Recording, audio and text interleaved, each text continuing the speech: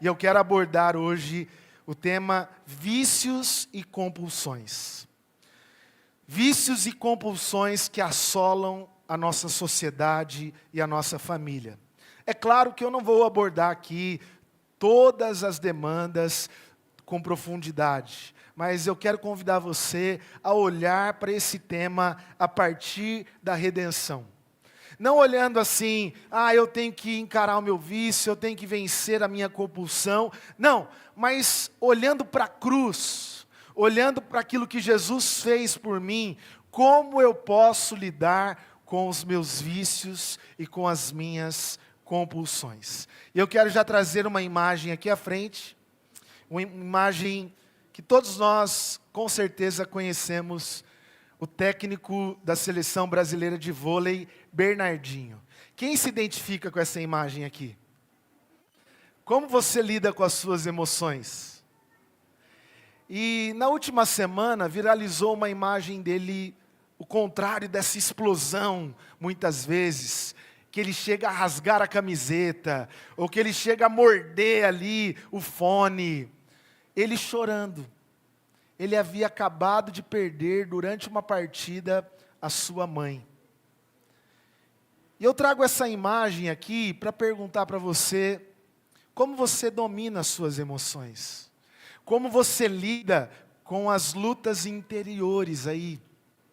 As dificuldades que explodem dentro de você. Eu confesso que eu tenho a tendência de ser um Bernardinho em muitas situações da minha vida. Eu quero estourar com todo mundo. Eu quero explodir. Eu quero extravasar. Mas nós vamos perceber, a partir daquilo que nós temos proposto nessa série, que nós precisamos dominar a nossa vida. Você precisa dominar as suas emoções. E olha o que diz a palavra de Deus em 1 Coríntios, capítulo 1, 6, versos 12 a 20. A palavra do Senhor nos diz, eu vou ler aqui na NVI. Tudo me é permitido, mas nem tudo convém. Tudo me é permitido, mas eu não deixarei que nada me domine. Os alimentos são para o estômago, e o estômago para os alimentos. Mas Deus destruirá ambos. O corpo, porém, não é para a imoralidade sexual, mas para o Senhor, e o Senhor para o corpo. Deus, pelo seu poder, ressuscitou o Senhor, e também nos ressuscitará. Vocês não sabem que o corpo de cada um de vocês é membro de Cristo? Tomarei eu os membros de Cristo e os unirei com uma prostituta? De maneira nenhuma. Vocês não sabem que aquele que se une a uma prostituta, um corpo é com ela?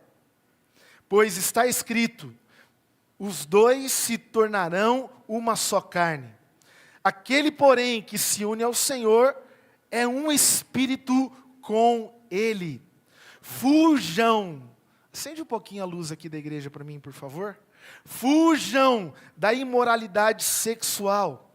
Todos os outros pecados que alguém comete são cometidos fora do corpo. Mas quem comete imoralidade sexual peca contra o corpo. Porém, não sabem que o corpo de vocês é templo do Espírito Santo, que está em vocês, o qual receberam de Deus? Vocês não são de vocês mesmos. Olha essa afirmação de Paulo. Foram comprados por um preço. Portanto, glorifiquem a Deus com o corpo de vocês. Feche seus olhos mais uma vez. Diga para você mesmo, Espírito Santo de Deus, fala comigo nessa manhã. Eu preciso da tua palavra. Deus, traz aqui nessa hora o foco da nossa mente, do nosso coração, para aquilo que o Senhor tem preparado para nós. E nos ajude a encarar com as emoções redimidas na cruz, os vícios, as compulsões, as lutas que cada um aqui sabe que estão travando dia a dia. Em nome de Jesus, amém. Você vai perceber que não há pecado, não há vício, não há compulsão, maior ou menor. Talvez só existe aquela que você luta. E talvez você luta sozinho. Se você ler os versículos anteriores do capítulo 6 de 1 Coríntios que eu li, ali existe uma lista, uma descrição daqueles que não herdarão o reino dos céus. Existe ali uma direção que Paulo traz, que todos aqueles que são idólatras, adúlteros, todos aqueles que lidam com a imoralidade sexual, se não serem lavados pelo sangue de Cristo, não verão a Deus. E ele vem na sequência falando que tudo é permitido. É até incoerente, porque é como se você dissesse para o seu filho: filho, não faz isso que você vai se dar mal, não faz aquilo que vai dar errado. E daí no final ele diz: mas você pode fazer tudo. Você pode fazer aquilo que você entender melhor para a tua vida. Mas, será que isso é bom? Será que isso vale a pena? Tudo é permitido. Até porque existe uma luta que quando a gente diz não, parece que a gente quer mais, né? Fala não para o seu filho. Fala que está proibido. Não mexa, não toque, não faça. E não é diferente comigo e com você. Até porque o pecado, de forma alguma, é algo inicialmente ruim. Vícios, por mais destrutivos que sejam, a gente não pode dizer que é ruim para quem está preso nele. Porque talvez existe uma sensação agradável, existe ali uma experiência que faz bem para a dopamina, para alguma coisa do organismo, só que depois traz culpa, destruição. E sabe o que significa a palavra vício? Vem da palavra do latim que designa falha. A palavra é vitium, falha, defeito ou imperfeição. Mas também se refere a um hábito que é inveterado, um hábito que é compulsivo, algo que traz dependência através de coisas e comportamentos. Sabe qual que é a máxima de todo viciado? Sabe? Eu estou no controle do meu vício.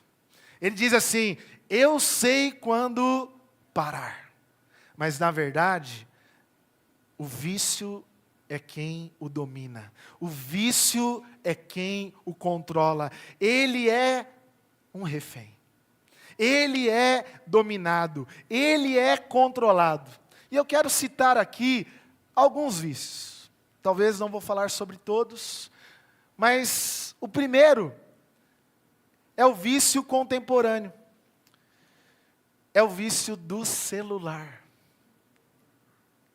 Entre os 195 países do mundo, o Brasil está em segundo lugar de maior consumo de telas. A média é 4 horas e 21 minutos por dia. Talvez seu filho ainda não sabe falar, mas ele tem uma tela na mão. E é tão fácil de aprender isso, que talvez ele vai saber tudo daquela tela, mas não sabe nem o que está acontecendo à sua volta. Tem também os jogos online. Hoje os games fazem parte da terceira maior indústria que cresce no mundo. Quantas pessoas hoje não percebem que o celular se tornou um vício? Você consegue ir para algum lugar sem seu celular? Você sai de casa, põe a mão no bolso. Está faltando alguma coisa. Você consegue fazer uma tarefa específica. Você fala, eu vou ligar ou eu vou mandar um e-mail importante. E quando você se vê, você já está em outros lugares, não fez aquilo que tinha que fazer e já se esqueceu o que era prioridade no seu dia. Pessoas que estão aprisionadas em uma tela. E já existe hoje, em alguns países como o Japão, lugares para tratamento de dependentes em tecnologia. Cuidado para o lugar que essa tela, que foi projetada para ser uma extensão do seu corpo.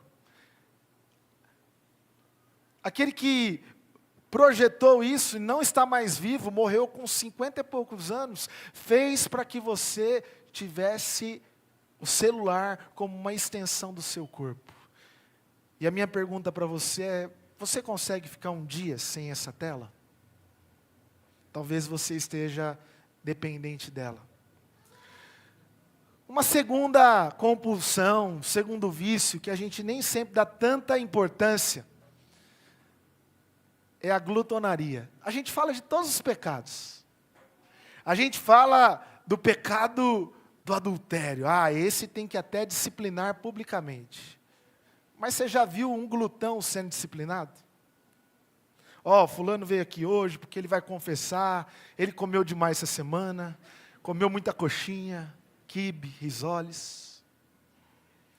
Mas nós somos a geração que come mal e come demais. Não sabe se alimentar e valoriza a comida que faz mal para o seu próprio organismo. Tem gente que tem compulsão alimentar.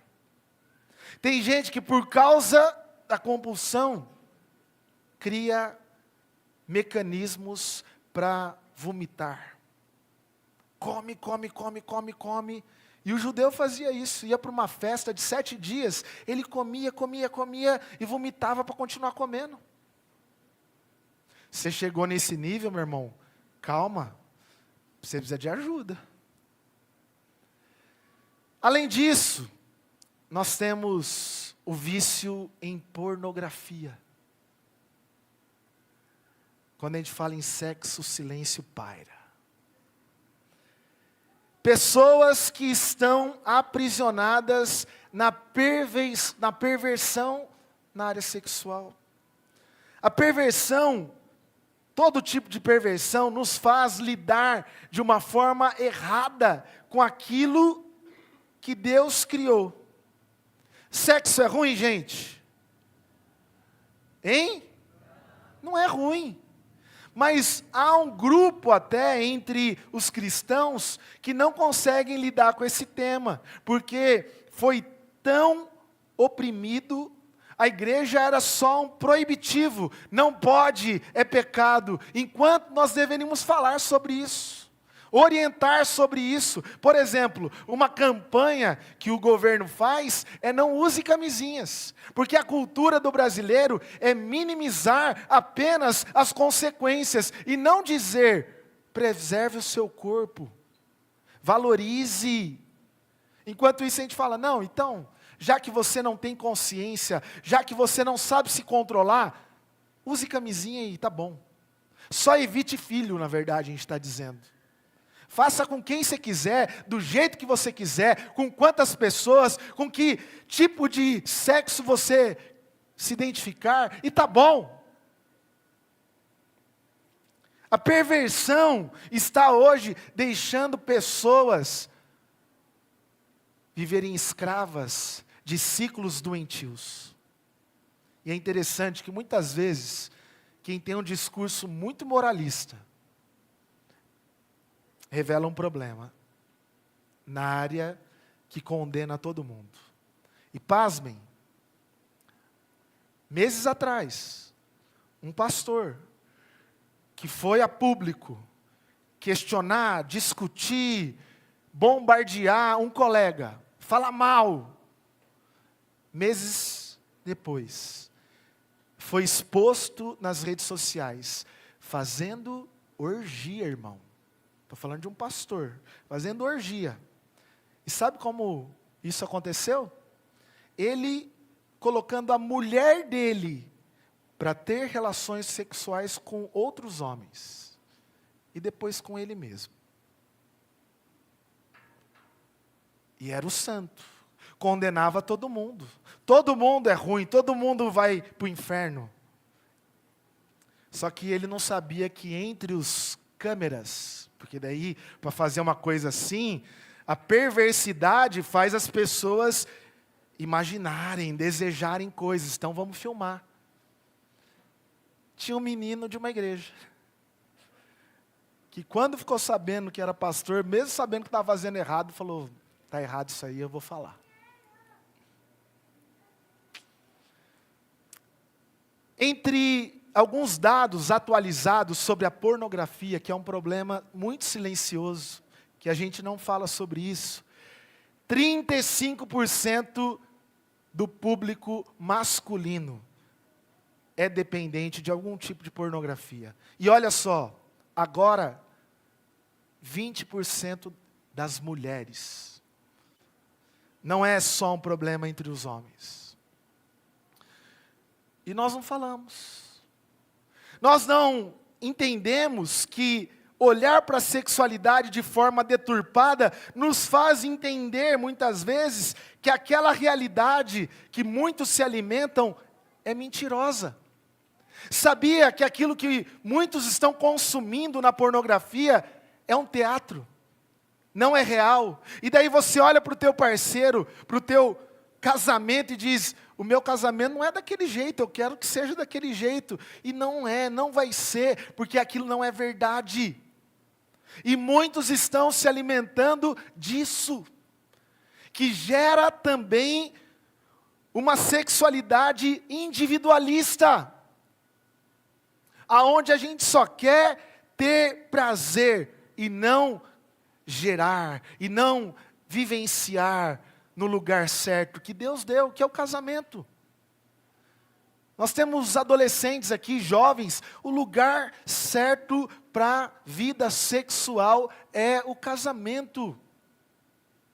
Não é porque a gente é quadrado, não é porque a gente é retrógrado, é porque Deus quer que você proporcione isso da forma abençoada para você mesmo e para o seu parceiro. Então cuidado, se você tem tido dificuldade nessa área, e a porcentagem aqui é grande, e é muito provável que tem muitas pessoas que estão aqui hoje, que são viciadas em pornografia. E que hoje, com a tela, está mais fácil.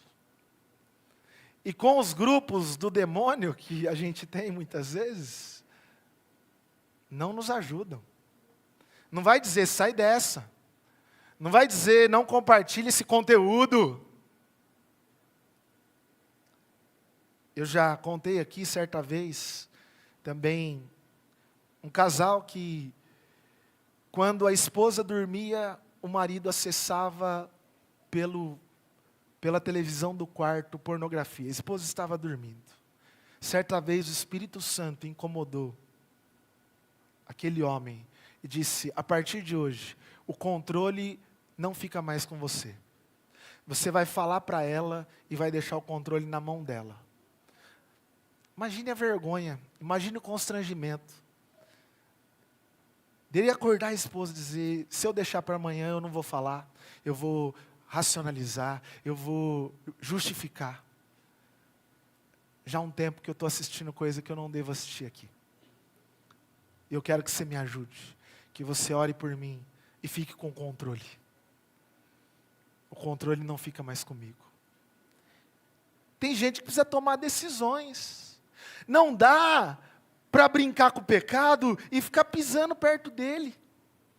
Eu já citei aqui o Salmo, quando Jesus diz que Ele vai nos livrar no vale da sombra da morte. Mas sabe o que acontece? Tem muita gente que gosta de ir no vale da sombra da morte. Quando Ele fala para mim e para você, na oração do Pai Nosso, que Ele vai nos livrar do mal, tem uma versão que diz, Ele vai te livrar de você mesmo. Agora tem gente que não tem essa percepção, que eu preciso fugir do mal, fugir da aparência do mal. Se eu sou alcoólatra, eu não vou no bar. Se eu tenho a dificuldade de compulsão na área sexual, eu não vou brincar com isso.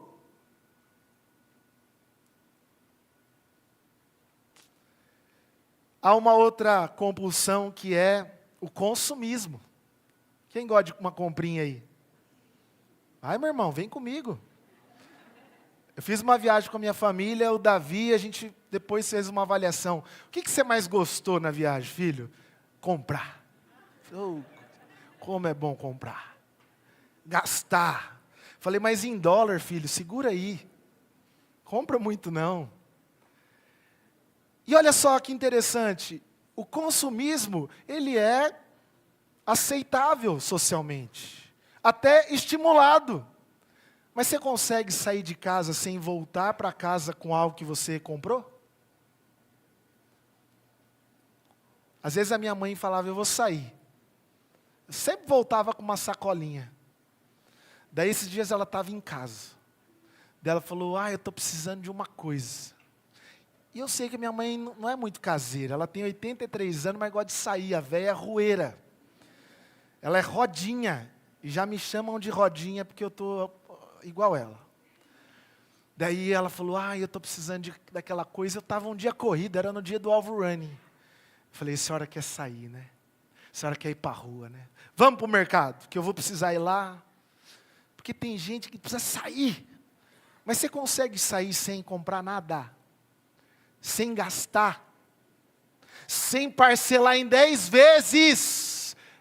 Baratinho, 10 parcelas. Meu irmão, isso aí é a maior teia de aranha que você se enrosca. 10 vezes. Tem gente que hoje compra um iPhone, ganha um salário mínimo. Eu comprei em 10 vezes. Quanto que é o iPhone? 12 mil reais. Não vai comer mais.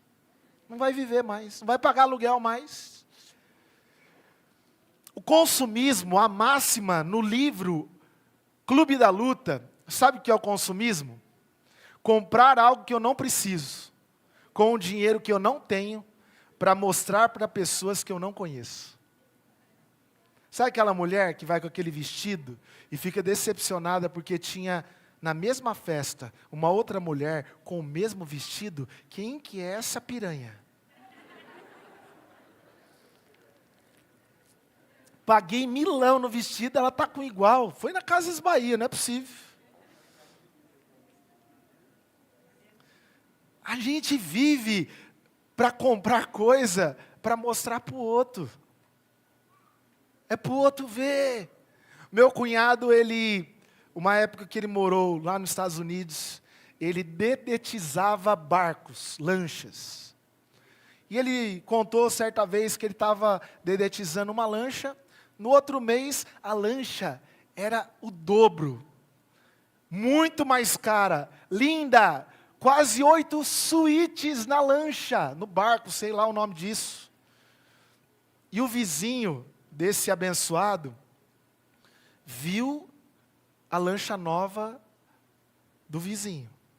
Falou, ele comprou essa lancha, a minha agora ficou aquém. O cara ia uma vez por ano lá desfrutar da lancha. Ele comprou uma igualzinha. Porque às vezes, não é porque eu preciso. Às vezes é para mostrar para o outro. Às vezes é para ser aprovado. Às vezes é para que eu mostre socialmente que eu estou por cima e não por baixo. Então, cuidado. No livro O Discípulo Radical, John Stott, ele vai dizer que um dos grandes problemas da nossa época é o materialismo. Nós queremos mostrar quem somos por aquilo que nós temos. Irmão, você não precisa mostrar para ninguém. Você não precisa provar para ninguém. Não, agora eu tenho que postar.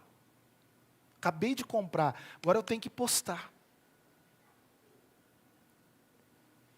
E depois fala, pastor, tem mal olhado aqui, ó, bati o carro novinho. Cala a boca, compra e não mostra para ninguém, meu irmão. Você que é exibido. Tem gente orando para dizer, Deus, o Senhor deu para ele, tira agora.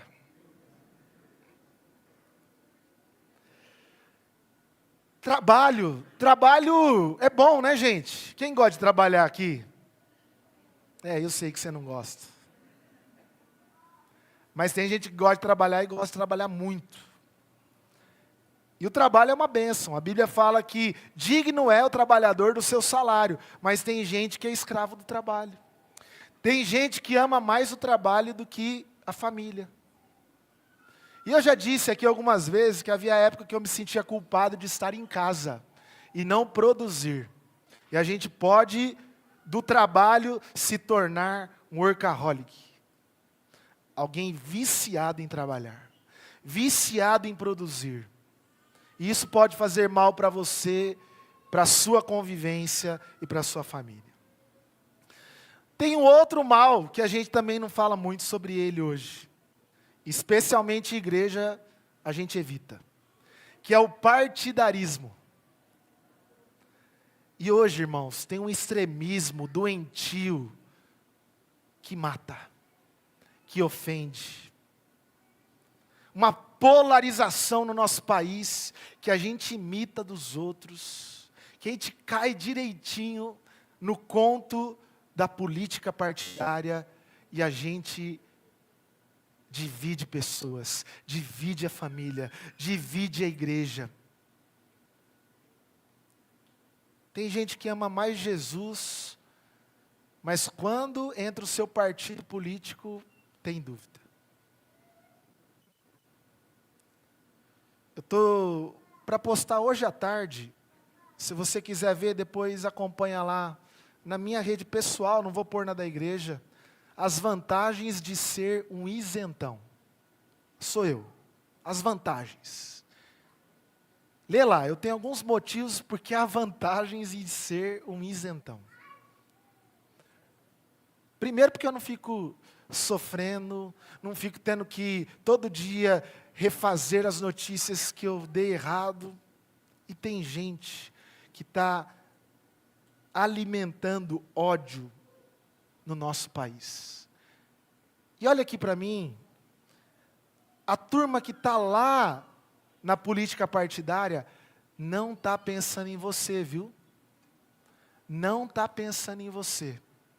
É uma briga que você está travando, que é para você mesmo sofrer sozinho. Tem mais uma, gente, eu estou falando de muita coisa, mas essa tem me preocupado muito. São os jogos de aposta. Hoje as famosas bets. Primeiro é importante dizer que cristão não participa de jogo de azar. Porque nós sabemos que é como o consumo de pornografia, uma indústria que muita gente é escravo.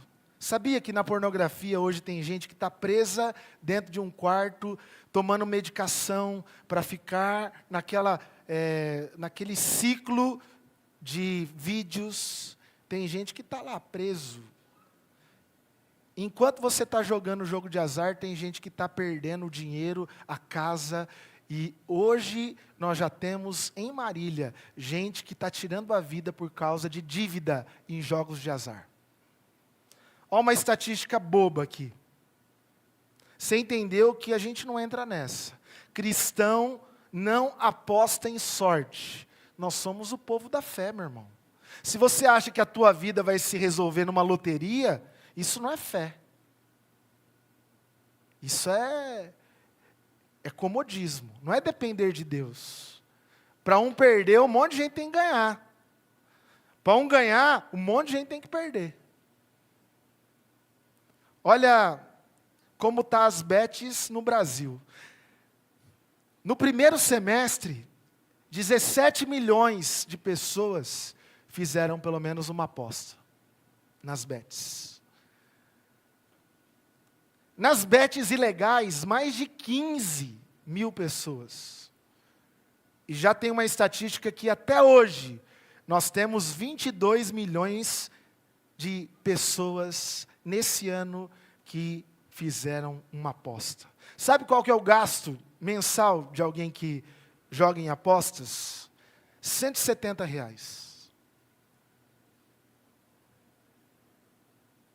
Ah, é só um joguinho, é só uma diversão. Irmão, tem gente preso. E você fala assim, ó, eu paro de jogar. A hora que eu quiser eu paro. Você ganha R$ 10, você acha que você é o sortudo do Brasil. Você perde 100 depois. Daí você quer recuperar. Isso não tem fim. Não tem fim. Ganha, tem a sensação boa, ó, a sorte está do meu lado. Drogas ilícitas, mas também tem as lícitas, que a gente fala menos. O álcool, o tabaco. Hoje aí os pendrives, os adolescentes, que faz mais mal do que o próprio cigarro de nicotina. As drogas, elas são socialmente, muitas vezes, aceitas. Mas o que fazer com aqueles que estão aprisionados, destruindo a sua família? Quem tem uma história de alcoolismo na sua casa que destruiu a infância, destruiu a família, destruiu o patrimônio? Às vezes a gente acha, não é a maconha. Maconha também, qualquer tipo de droga, qualquer tipo de coisa que você depende. E hoje, infelizmente, tem gente que vai no hospital tomar um negocinho lá, para o corpo de novo sentir aquela sensação de torpeza. Tinha uma tia da minha família que ela chegava na casa de qualquer um. Antigamente a gente deixava os remédios em cima da geladeira. Ela falava, filha, o que é isso aqui? É bom? Enfiava na boca, velha. Tem gente assim, é bom, eu vou tomar. O que é? Para dor? Ai, está doendo. Chegou bem, mas agora está doendo. Tem gente que vive dopado, que se automedica. Cuidado, cuidado. Tim Keller vai dizer que o anseio do Espírito Santo é nos revelar Cristo e nos transformar conforme a sua imagem e semelhança. Romanos 8,8 vai dizer, quem é dominado pela carne não pode agradar a Deus, não pode. Se a tua carne fala mais alto no seu dia a dia, nas suas necessidades, você não pode agradar a Deus. Não, mas isso aqui não faz mal. Mas você não consegue viver sem, meu irmão. A sua carne é mais forte do que o Espírito Santo que habita em mim e em você. E eu quero trazer algumas lições práticas para a nossa semana. Em primeiro lugar, diante dessa lista, talvez faltou alguma coisa. Talvez você está como o Bernardinho, diante da tua carne, diante das suas emoções, diante das suas compulsões, gritando, rasgando a roupa. E eu já vi adolescente cair no chão porque tirou um celular da mão. Deixa o demônio manifestar ali, irmão. Fala, manifesta, safado. Tem demônio que eu tiro no tapa, irmão. Ou eu falo, com autoridade em Cristo, vai embora, sai daqui e joga o celular junto. Mas em primeiro lugar, reconheça e confesse. Dê nome para os seus vícios e pecados. Para com esse negócio de dizer no atacado, sei lá, falar, Senhor, me perdoa por tudo essa semana. Não, diga que você é um mentiroso. Diga que você depende desse cigarro. Diga que você depende dessa pornografia. Põe nome nisso. Seja sincero, em primeiro lugar, com você mesmo. Dê nome. Pecado, meu irmão, tem nome. E pecado não é um errinho, não é um desviozinho, é pecado. É errar o alvo. Errar o alvo é estar em desacordo com a vontade de Deus. Agora você fala, pastor, mas é tão difícil. É difícil. Tem vícios, irmãos, que eu sei que para abrir mão precisa até de ajuda profissional. Mas dê nome, comece falando, o meu pecado é esse. E isso não é normal não, e isso não é aceitável não, e isso não é legal não, é pecado. Você é templo do Espírito Santo. Você não pode fazer o que você quiser da tua vida, meu irmão. O seu corpo não é teu. Por isso que você precisa cuidar melhor do que fosse seu mesmo. Porque um dia você vai prestar contas para o Senhor Jesus. Fiz isso da minha vida. Fiz isso da minha sexualidade.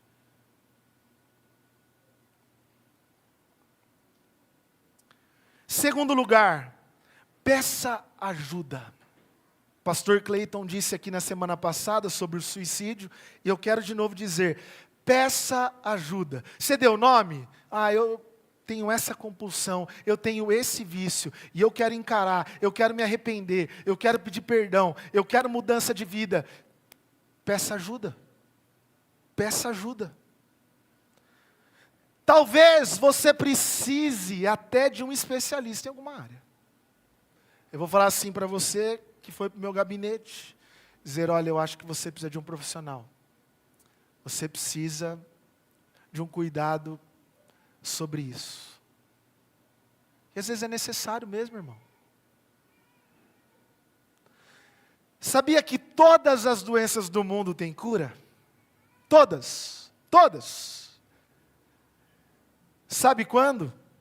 Quando ela começar a ser tratada desde o início. Sabe qual que é o nosso problema? A gente chega arrebentado, a gente chega escravizado, a gente chega em anos na mesma condição, sendo que quando surgiu o problema que eu estou preso, eu já deveria procurar ajuda. Você chega lá no médico hoje, e o médico perguntar assim, qual que é o teu problema? Você fala, não sei. O que você tem? Eu não sei. Tem muita gente assim. Não fala, não reconhece, não pede ajuda e continua vivendo uma vida miserável. Miserável. Terceiro lugar, entregue o controle da sua vida a Cristo e seja livre. Busque o domínio próprio, meu irmão. Lembra o marido que deu o controle da TV para a esposa? Você está hoje disposto a entregar essa área para Jesus? Mas eu vou sofrer, vai doer, eu vou sentir falta. Entregue, meu irmão, entregue, e o mais Ele fará. Ele vai cuidar de você, Ele vai suprir as suas necessidades. Eu não sei viver sem isso. Você nasceu com isso, meu irmão? Você nasceu com esse negócio na tua boca? Você nasceu preso nessa tela? Provérbios 25, 28. Como a cidade com seus muros derrubados, assim é quem não sabe dominar-se. Sabe hoje que os pais aqui precisam ensinar os filhos? Domínio próprio. Calma, espera, agora não. Todo dia eu tenho que orar pelo Davi, por domínio próprio. Porque ele é igual Pedro, ele corta a orelha, depois tenta colar. Mas a gente não ensina. A gente faz tudo que filho quer, na hora que quer, do jeito que quer. Se na sua casa é assim, meu irmão, você está criando alguém que não sabe ter limites. E sabe o que a Bíblia diz sobre o obstinado? Aquele que não sabe se controlar, aquele que não sabe se dominar. Esse é como uma cidade com os muros derrubados, não tem defesa. Quando forem tocar em você, você tem liberdade de dizer não. Quando aparecer alguma coisa para você que é imprópria, você pode dizer não. Eu sou tão livre em Cristo, meu irmão, porque olha a mentalidade que o mundo tem. Eu sou livre que eu faço o que eu quero. O cara é livre para destruir ele mesmo. Eu sou tão livre que eu posso dizer não. Não quero isso. Por fim, persevere mesmo quando cair. Não desista. Porque é claro que todos nós, no caminho, vamos falhar. Vamos cair. Gente que é dependente químico que cai de novo. Mas não desista. Levante novamente. Levante. Salmo 16, 11 diz assim: Tu me farás conhecer a vereda da vida, a alegria plena da tua presença, eterno prazer. Meu irmão, você já conseguiu desfrutar um prazer maior na tua vida, que não seja isso que te domina, mas que está em Deus? Jeremias vai dizer: bebe a água, bebe da fonte da vida. E tem gente que está procurando fonte que é furada, literalmente furada. E se submeta a sua vontade ao Espírito Santo, a quem você pertence. Quando você for rasgar a roupa lá, que nem o Bernardinho, diz assim: calma lá. Espírito Santo de Deus, me dá do teu fruto. Paz, bondade, amabilidade, longanimidade, domínio próprio. Que eu seja pacífico. Me ajuda. Me ajuda. Talvez quando as tentações chegarem diante de você, submeta a tua vontade a quem é dono de você. Diga: Espírito Santo, assuma o controle. Espírito Santo, me ajuda na minha fraqueza. Espírito Santo, eu pertenço a Ti, eu sou teu, então eu quero fazer aquilo que a Tua vontade tem para mim. O texto não diz isso no final? Olha comigo lá e vamos encerrar com esse versículo, com esses dois. Acaso não sabem que o corpo de vocês é santuário do Espírito Santo, que habita em vocês, que lhes foi dado por Deus, e que vocês não são de si mesmos? Vocês foram comprados por alto preço. Portanto, glorifiquem a Deus com o corpo de vocês. Quando você dá mais razão para a tua carne, para a tua vontade, é como se você dissesse para Jesus: o que você fez na cruz não valeu a pena. Sabia disso? É forte isso.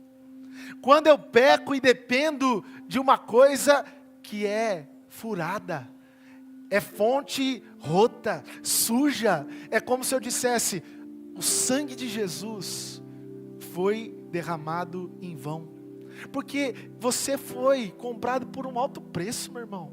O preço da tua vida não foi essa maldição que você está preso, foi o sangue de Cristo Jesus. E hoje Ele te convida à luz da redenção, encarar o teu vício. Se é pornografia hoje, meu irmão, eu não quero que você se sinta exposto, envergonhado, mas que você fale: me perdoa.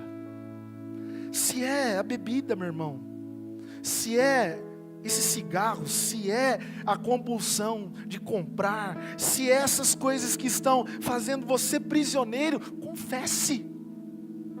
E eu quero orar nesse momento para que Deus, que está aqui através do seu Espírito, traga libertação. Porque quando eu sou salvo, Deus me dá a certeza da vida eterna. Quando eu sou liberto, é saber que no caminho Ele está me livrando de mim mesmo. Por isso Jesus não morreu em vão. Não morreu em vão. Ele é suficiente para mim. Tudo que Jesus tem é aquilo que eu preciso. Eu preciso me deleitar nele. Eu preciso da presença dele. Eu preciso buscar ele. Quando você sentir vontade daquilo, vai aos pés dele.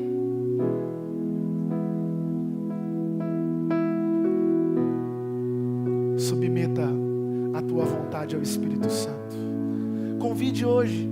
Se ele pagou um preço, entregue a tua vida para ele. Entregue essa área para ele, dizendo: Jesus, habita em mim.